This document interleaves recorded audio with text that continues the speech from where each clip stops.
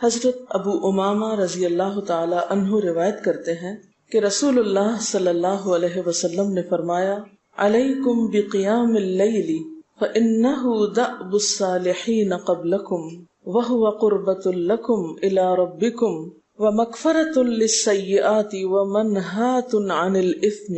حضرت ابو امامہ رضی اللہ تعالی عنہ سے روایت ہے کہ رسول اللہ صلی اللہ علیہ وسلم نے فرمایا، تہجد ضرور پڑھا کرو کیونکہ وہ تم سے پہلے صالحین کی روش ہے۔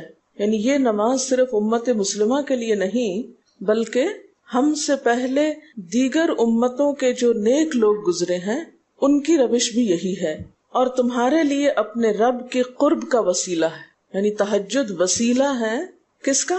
اللہ کا قرب حاصل کرنے کا، اور گناہوں کے مٹنے کا ذریعہ ہے، اور مزید گناہوں سے بچنے کا سبب ہے۔ یعنی پچھلے گناہوں کے صاف ہونے کا ذریعہ، نمبر 3 مزید گناہوں سے بچنے کی طاقت انسان کو نصیب ہوتی ہے اس کے ذریعے، یعنی گناہوں سے روک بنتا ہے۔ یہ روایت جو ہے ابن خزیمہ کی ہے۔ حضرت ابو ہریرہ رضی اللہ تعالی عنہ روایت کرتے ہیں کہ رسول اللہ صلی اللہ علیہ وسلم نے فرمایا، اس شخص پر اللہ کی رحمت ہو جو رات کو اٹھا، پھر نماز تہجد پڑھی، پھر اپنی بیوی کو جگایا، پھر اس نے نماز پڑھی، پھر اگر عورت غلبہ نیند کے باعث نہ جاگی تو اس کے منہ پہ پانی کے چھینٹے مارے، اور اس عورت پر بھی اللہ کی رحمت ہو جو رات کو اٹھی، نماز پڑھی، اپنے شوہر کو جگایا، پھر اس نے نماز پڑھی، پھر اگر شوہر نہ جاگا تو اس کے منہ پر پانی کے چھینٹے مارے۔ برابر کی بات ہے، دونوں کے لیے اجر بھی برابر کا ہے، اور دونوں کو حق بھی برابر کا ہے جگانے کا، اور دونوں کو پانی کا چھینٹا مارنے کا بھی حق ہے، اور اس میں کسی کی بھی بے عزتی کی بات نہیں۔ یعنی عورت اگر ایسا کرے اپنے شوہر کے ساتھ تو وہ اس کی طرف سے کوئی روڈنس نہیں ہوگی، کیونکہ عام طور پر جب کسی کو نیند کی حالت میں جگایا جاتا ہے اور خصوصاً اگر اس پہ پانی پھینک دیا جائے تو وہ کیا سمجھتا ہے کہ اس کی بہت بے عزتی ہو گئی یا اس کے ساتھ بہت برا کیا گیا، اور عموماً لوگ اس وقت بہت غصے کا مظاہرہ پھر کرتے ہیں کہ کیوں جگایا جا رہا ہے۔ حضرت ابو ہریرہ رضی اللہ تعالی عنہ کہتے ہیں کہ رسول اللہ صلی اللہ علیہ وسلم فرماتے تھے، فرض نماز کے بعد سب نمازوں سے افضل تہجد کی نماز ہے۔ یعنی فرائض بہرحال افضل ہے، اور نوافل میں سب سے افضل تہجد کی نماز۔ رسول اللہ صلی اللہ علیہ وسلم نے فرمایا، جب انسان سوتا ہے تو شیطان اس کے سر کی گدی پر 3 گریں لگاتا ہے اور کہتا ہے کہ رات بڑی لمبی ہے، اور اس کو تھپکی دیتا ہے اور کہتا ہے لمبی رات ہے، ابھی سوئے رہو، ابھی ٹائم ہے، ٹھہر کے اٹھنا، یعنی اس کو سلائے رکھتا ہے۔ اگر وہ بیدار ہو کر اللہ کا ذکر کرے، یعنی آنکھ کھلے اور اللہ کا ذکر کو شروع کر دے تو ایک گرہ کھل جاتی، شیطان کے پھندے سے انسان آزاد ہونے لگتا ہے۔ اگر وضو کرے تو دوسری گرہ کھل جاتی، اگر نماز پڑھے تو تیسری گرہ کھل جاتی، اور وہ شادمان اور پاک نفس ہو کر صبح کرتا ہے۔ یعنی جو شخص صبح نماز کے وقت پر، تہجد کے وقت، یا پھر کم از کم فجر کے وقت اٹھ جاتا ہے، اللہ کا ذکر کرتے ہوئے وضو کرے اور پھر نماز پڑھ لے، سورج نکلنے سے پہلے پہلے یہ کام کر لے، تو وہ ایک مطمئن شخص کی طرح اٹھتا ہے، ورنہ اس کی صبح خبیث اور سست نفس کے ساتھ ہوتی۔ عام طور پر ہم اطمینان کی تلاش میں رہتے ہیں، سکون کی تلاش میں رہتے ہیں، اور یہ سوچتے ہیں کہ ہمیں ڈپریشن ہے یا ہمارے اندر ایک غم ہے، تو ہم اس کے اسباب نہیں جانتے کہ سبب کیا ہے۔ ان کے اسباب میں سے ایک بڑا سبب شیطان کی گرفت میں ہونا ہے، اور شیطان اپنی گرفت ویسے تو دن کے وقت بھی انسان پر رکھتا ہے، لیکن خصوصاً رات کے وقت جب انسان سو جاتا ہے تو وہ نہیں چاہتا کہ سوتا ہوا اٹھے انسان، اور اگر انسان ہمت کر کے اٹھ جاتا ہے، ذکر کرتا ہے، وضو کرتا ہے اور نماز پڑھ لیتا ہے تو یہیں سے اطمینان قلب کا آغاز ہو جاتا ہے، اس کی تسلی ہو جاتی۔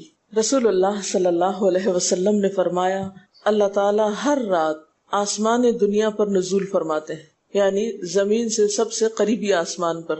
جب 1/3 رات باقی رہ جاتی ہے تو فرماتے ہیں، ہے کوئی جو مجھے پکارے؟ اس وقت اللہ تعالیٰ بندوں کو پکارتے ہیں، ہے کوئی جو مجھے پکارے میں اس کی دعا قبول کروں؟ ہے کوئی جو مجھ سے مانگے میں اس کو دوں؟ ہے کوئی جو مجھ سے بخشش طلب کرے تو میں اس کو بخش دوں؟ گویا یہ وقت دعا کی قبولیت کا وقت ہے، انسان جو مانگے اس کو ملتا ہے، اور خصوصی طور پر بخشش کے طلب کرنے کا وقت، جیسے قرآن پاک میں آتا ہے وَبِالْأَسْحَارِ هُمْ يَسْتَغْفِرُونَ وَبِالْأَسْحَارِ هُمْ يَسْتَغْفِرُونَ، اور سحری کے وقت وہ استغفار کرتے ہیں۔ اب ہو سکتا ہے کہ آپ کہیں کہ نہیں، ہم نے تو زندگی میں کوئی خاص گناہ کیے ہی نہیں، اس لیے ہمیں تو بخشش کی ضرورت ہی نہیں۔ بخشش مانگے گناہگار لوگ، ہم تو نیک لوگ ہیں، نیک کام کرتے ہیں، دن رات قرآن پڑھتے پڑھاتے ہیں، اس لیے ہماری تو ضرورت نہیں۔ نبی صلی اللہ علیہ وسلم جن کے اگلے پچھلے سب قصور معاف کر دیے گئے تھے، وہ اتنا لمبا قیام کرتے تھے کہ ان کے قدم مبارک سوج جاتے تھے۔ حضرت مغیرہ فرماتے ہیں رسول اللہ صلی اللہ علیہ وسلم نے اتنا لمبا قیام کیا رات کو کہ آپ کے پاؤں سوج گئے۔ آپ سے سوال کیا گیا کہ آپ اتنی مشقت کیوں کرتے ہیں، اپنے آپ کو اتنا کیوں تھکاتے ہیں، حالانکہ آپ کے تو سارے گناہ معاف کر دیے گئے۔ آپ نے فرمایا کیا میں اللہ کا شکر گزار بندہ نہ بنوں؟ یعنی صرف گناہوں کی بخشش ہی نہیں بلکہ نعمتوں پر شکر بھی واجب ہے۔ جہاں ایک طرف گناہوں کی بخشش انسان کے لیے اللہ کے قرب کے راستے ہموار کرتی ہے، وہاں اللہ تعالیٰ کا شکر ادا کرنا بندے کو اللہ کا قرب عطا کرتا ہے۔ اچھا، اب پہلی سنت میں آپ کو بتاؤں گی کہ اگر آپ تہجد کے وقت اٹھے ہیں تو سب سے پہلے آپ کیا پڑھیں گے۔ حضرت عائشہ رضی اللہ تعالیٰ عنہا فرماتی ہیں کہ رسول اللہ صلی اللہ علیہ وسلم جب رات کو تہجد کے لیے اٹھتے تو یہ پڑھتے 10 بار اللہ اکبر، 10 بار الحمدللہ، 10 بار سبحان اللہ و بحمدہ، 10 بار سبحان الملک القدوس، 10 بار استغفر اللہ، 10 بار لا الہ الا اللہ، اور پھر 10 بار اللہم اعوذ بک من ضیق الدنیا و ضیق یوم القیامہ، میں تیری پناہ میں آتا ہوں دنیا کی تنگی سے اور قیامت کے دن کی تنگی سے۔ اللہم اعوذ بک من ضیق ضاد یہ قاف من ضیق الدنیا و ضیق یوم القیامہ، یہ بھی 10 بار۔ اور پھر فرماتے اللہم اغفر لی واہدنی وارزقنی وعافنی، پھر وضو کرتے اور تہجد شروع کرتے، یعنی یہ بھی وضو سے پہلے آپ پڑھ لیتے تھے۔ تو آپ کیا کر سکتے ہیں، جیسے آنکھ کھلی یا بستر پر لیٹے ہیں تو بعض اوقات ایسا ہوتا ہے نا کہ انسان سوچتا ہے اچھا ایک سائڈ پہ سو کے اتنے تھکے ہوئے ہوتے ہیں کہ آپ ایک دم نہیں اٹھ پاتے۔ حالانکہ آپ صلی اللہ علیہ وسلم کے نیند سے بیدار ہونے کا طریقہ کیا تھا کہ جب آپ اٹھتے تھے تو یکدم اٹھتے تھے، سستی کے مارے نہیں کہ کبھی ایک طرف لیٹ گئے پھر دوسری طرف سو گئے پھر دائیں طرف پھر بائیں طرف، نہیں، جب جاگنے کا وقت ہوتا تھا تو آپ فوراً اٹھ جاتے تھے۔ لیکن بسا اوقات ایسا ہوتا ہے کہ انسان تھکا ہوا ہوتا ہے، سائڈ بدل کے دوسری طرف کو ذرا لیٹتا ہے، تو یہ لیٹے لیٹے بھی آپ اذکار پڑھ سکتے ہیں، ٹھیک ہے؟ اور یہ سب آپ کو آتے ہی ہوں گے سوائے ایک وہ ذکر کے اللہم اعوذ بک من ضیق الدنیا و ضیق یوم القیامہ، اور ترتیب آپ یاد کر لیں اپنے بیڈ سائڈ ٹیبل پہ یا بیڈ پہ یا کہیں بھی، یہ نوٹس کسی پین کے ساتھ لکھ کے لگا دیں، چپکا دیں، اور جب یاد ہو جائے تو پھر اتار دیں، جب عادت بن جائے تو ہٹا دیں وہاں سے، ٹھیک ہے نا؟ جتنے دن عادت نہیں بنتی اتنے دن اپنے یادداشت کے لیے رکھ لیں۔ اسی طرح نیند سے اٹھ کر لا الہ الا اللہ وحدہ لا شریک لہ لہ الملک ولہ الحمد وہو علی کل شیء قدیر الحمد للہ وسبحان اللہ واللہ اکبر ولا حول ولا قوۃ الا باللہ، یہ بھی پڑھ سکتے ہیں۔ اچھا، ضروری نہیں کہ سب کچھ ایک ہی دن میں پڑھ لیں، یہ بھی آپ کر سکتے ہیں کہ ایک دن میں ایک چیز پڑھ لیں، دوسرے دن دوسری پڑھ لیں، تیسرے دن تیسری پڑھ لیں، ٹھیک ہے نا؟ اور اگر ساری ایک دن بھی پڑھنا چاہیں، دیکھیں وقت کی بات ہے نا، ہو سکتا ہے اس وقت عمر کے اس حصے میں آپ پہ بہت ذمہ داریاں ہوں، آپ یہ سب کچھ نہ پڑھ سکتے ہوں، لیکن زندگی کا ایک ایسا وقت بھی آتا ہے جب انسان بوڑھا ہو جاتا ہے، جب اس کے اوپر باقی ذمہ داریاں کم ہو جاتی ہیں، پھر نیند بھی کم ہو جاتی ہے، پھر زیادہ عبادت کا موقع ملتا ہے، تو ایسے میں جب انسان کے پاس عبادت کے لیے وقت اور موقع زیادہ ہو تو پھر یہ ساری چیزیں بھی پڑھ لیں، ٹھیک ہے نا؟ پھر اسی طرح یعنی یہ جو روایت ہے کہ جس میں آپ صلی اللہ علیہ وسلم نے فرمایا جو شخص نیند سے جاگے، اور یہ تہجد کے وقت ہی نہیں، اگر فجر کے لیے بھی آپ اٹھ رہے ہیں تو یہ دعا پڑھ سکتے ہیں، لا الہ الا اللہ وحدہ لا شریک لہ، اور پھر الحمدللہ وسبحان اللہ واللہ اکبر ولا حول ولا قوۃ الا باللہ، پھر کہے اللہم اغفر لی، پھر کیا پڑھے اللہم اغفر لی، یا کوئی اور دعا کرے تو قبول ہوگی، اور اگر وضو کر کے نماز پڑھے تو وہ بھی قبول کی جائے گی۔ صبح اٹھتے ہی اللہ کی تعریف، اور آپ کو معلوم ہے کہ یہ جو چوتھا کلمہ ہے نا لا الہ الا اللہ وحدہ، اس کو دعا بھی کہا گیا، حالانکہ اس میں صرف اللہ تعالیٰ کی حمد و ثنا ہے، اور یہ یوم عرفہ کی دعا ہے۔ حدیث میں آتا ہے کہ مجھے اور مجھ سے پہلے انبیاء کو اس دن کی جو بہترین دعا سکھائی گئی یعنی یوم عرفہ کی دعا وہ لا الہ الا اللہ وحدہ لا شریک لہ، حالانکہ اس میں مانگنے کی تو کوئی چیز ہی نہیں، صرف اللہ کی حمد و ثنا ہے۔ جیسے حضرت ایوب علیہ السلام نے کہا تھا انی مسنی الضر وانت ارحم الراحمین، مانگا کچھ نہیں، انت ارحم الراحمین، انت ارحم الراحمین۔ اللہ تعالیٰ کی تعریف کر کے اللہ تعالیٰ کے نام کے ساتھ اس کو اگر انسان پکار لیتا ہے تو یہ بھی اس کے لیے بہت کافی۔ ایک اور روایت میں آتا ہے رسول اللہ صلی اللہ علیہ وسلم جب تہجد کے لیے اٹھتے یعنی آپ ایک مرتبہ اٹھے، یعنی جو صحابی روایت کرتے ہیں، تو آپ نے بیٹھنے کے بعد آسمان کی طرف نظر کر کے سورۃ آل عمران کی آخری 11 آیات 190 سے لے کر 200 تک 11 آیتیں یہ پڑھی، ان فی خلق السماوات سے لے کر بالکل آخر تک.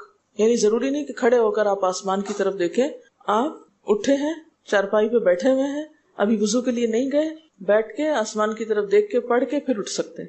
اب اس میں آپ دیکھیں نا کہ انسانی نفس کی بھی ایک رعایت ہو جاتی ہے. لیٹے لیٹے آپ نے ایک ذکر پڑھ لیا، بیٹھ کے آپ نے دوسرا پڑھ لیا، پھر آپ وضو کو چلے گئے، تو اس میں وہ جو ایک طبیعت کی کسل مندی ہوتی ہے وہ بھی ساتھ ساتھ اللہ کے ذکر سے دور ہوتی جاتی ہے، اور ایک سٹیپ کے بعد دوسرا سٹیپ لینا بھی آسان ہو جاتا ہے. اچھا، اس میں آپ دیکھیں حکمت کیا ہے کہ آپ صلی اللہ علیہ وسلم نے کیا فرمایا کہ آسمان کی طرف دیکھ کے پڑھا جائے تاکہ اچھی طرح آنکھیں کھل جائیں.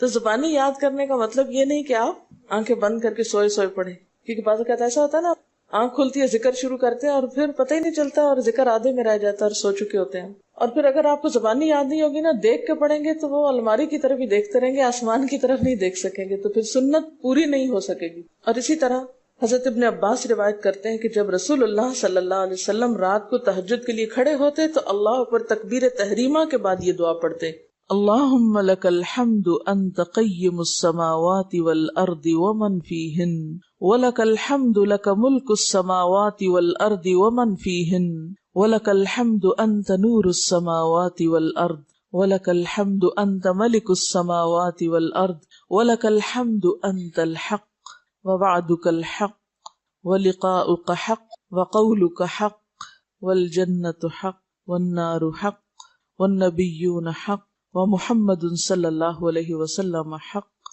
والساعة حق اللهم لك اسلمت وبك آمنت وعليك توكلت وإليك أنبت وبك خاصمت وإليك حاكمت فاغفر لي ما قدمت وما أخرت وما أسررت وما أعلنت أنت المقدم وأنت المؤخر لا الہ الا انت. الہی تیرے ہی لیے ہے ساری تعریف، زمین و آسمان اور جو کچھ ان میں ہے سب کو تو ہی قائم رکھنے والا ہے.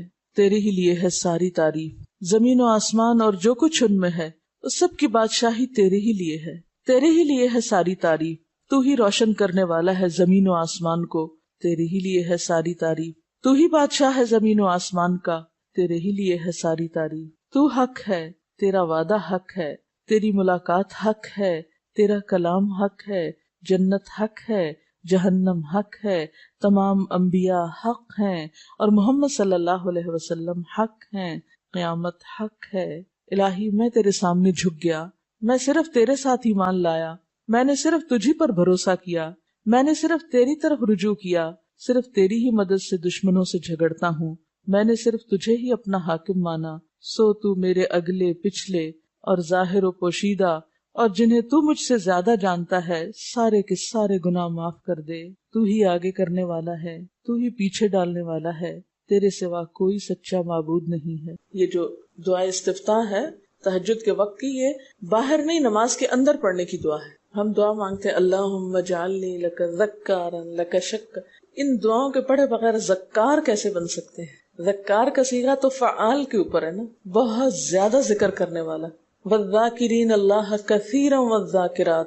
تو ذاکرات کیسے بن سکتے ہیں جب تک کہ یہ دعائیں زبانی نہ آتی ہوں اور اپنے وقت پر نہ پڑھی جاتی ہوں. ویسے بھی ذکر بہت اچھی چیز ہے، لیکن جو مسنون ذکر ہے اور جو نبی صلی اللہ علیہ وسلم کے طریقے کے مطابق ہے، جو اطمینان قلب اور خوشی اس وقت اس کام کو اس طریقے پہ کر کے نصیب ہوتی ہے، وہ اس کے علاوہ نہیں ہوتی. اگرچہ اس سے خوشی ہوتی ہے لیکن اس طرح کی نہیں نصیب ہوتی، اس طرح کا اطمینان نہیں ہوتا.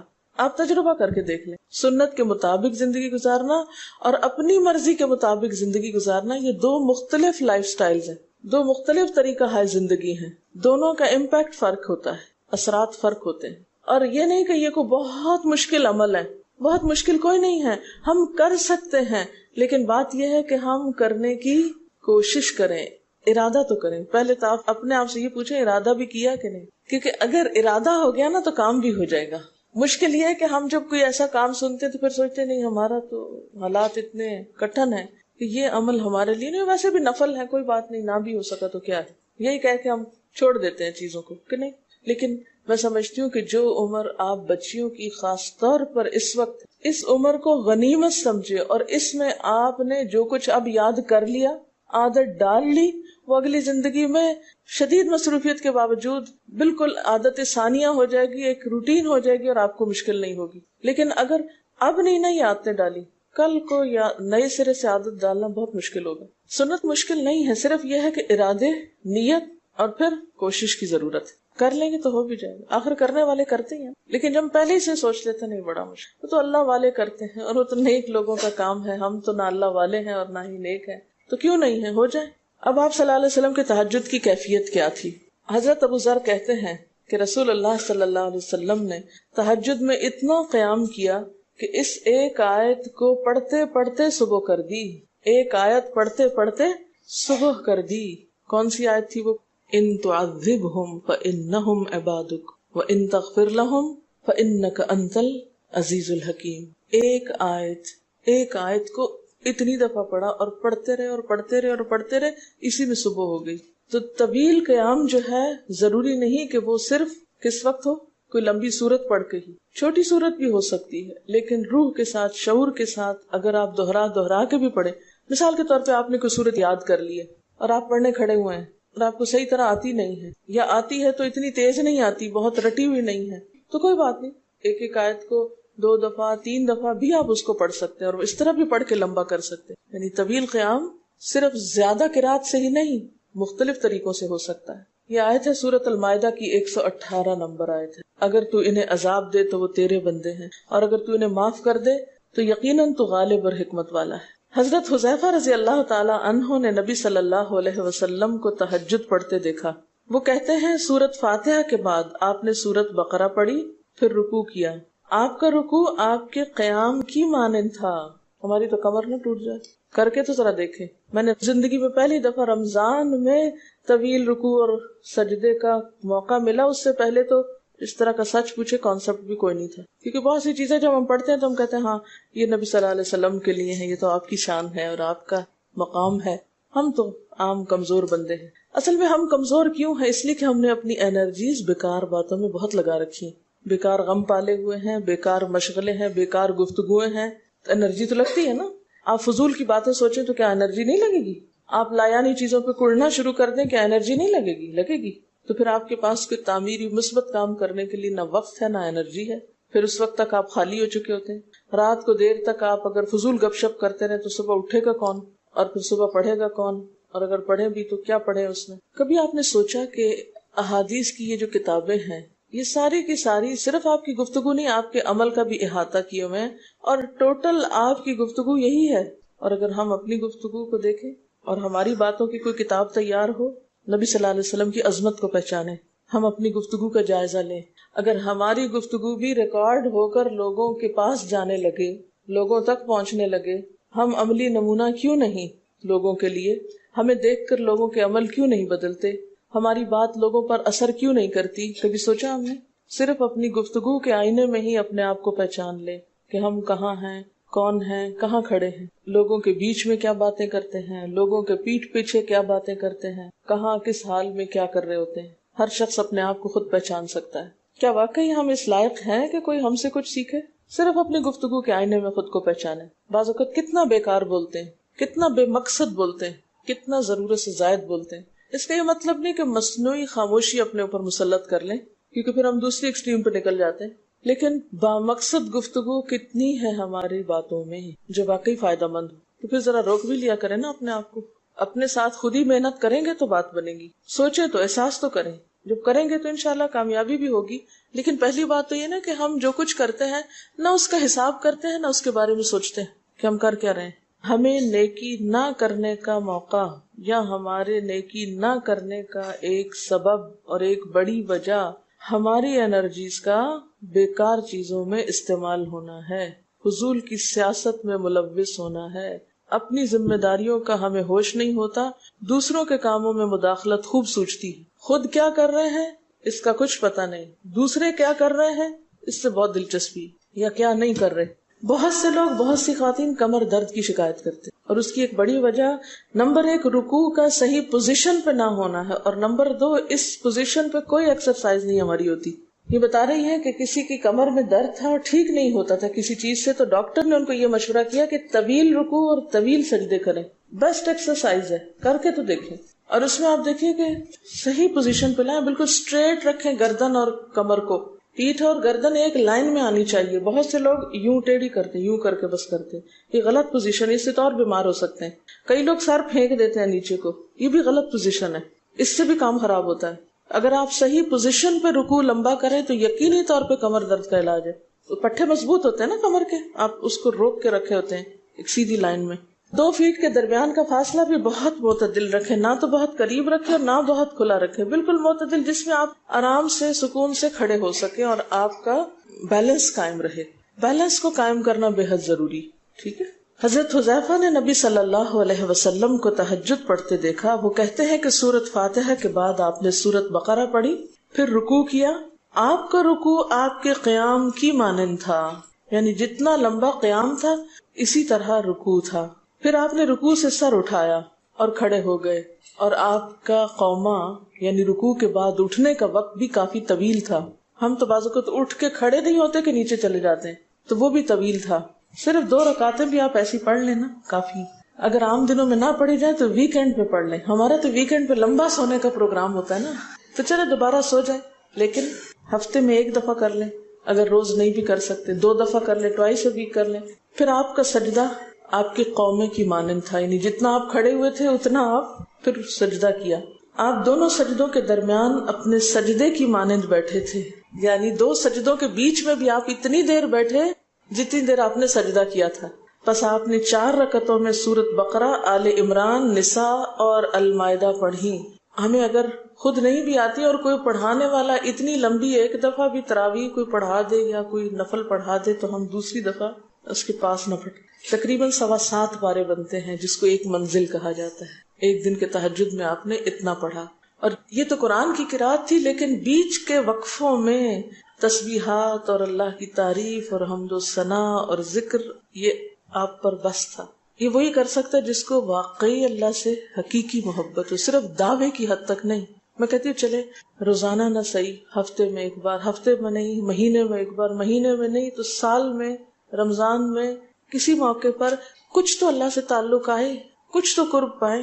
ہر شخص کے بس میں نہیں کہ ہر روز ایسی عبادت کرے، کیونکہ اللہ کے رسول صلی اللہ علیہ وسلم کا بہرحال مقام کچھ اور تھا، لیکن کچھ شوق، کچھ حسرت، کچھ تو دل میں ہونا ہی چاہیے، کوئی نیت، کوئی ارادہ، کوئی عزم، اور پھر اس کے لیے کوشش۔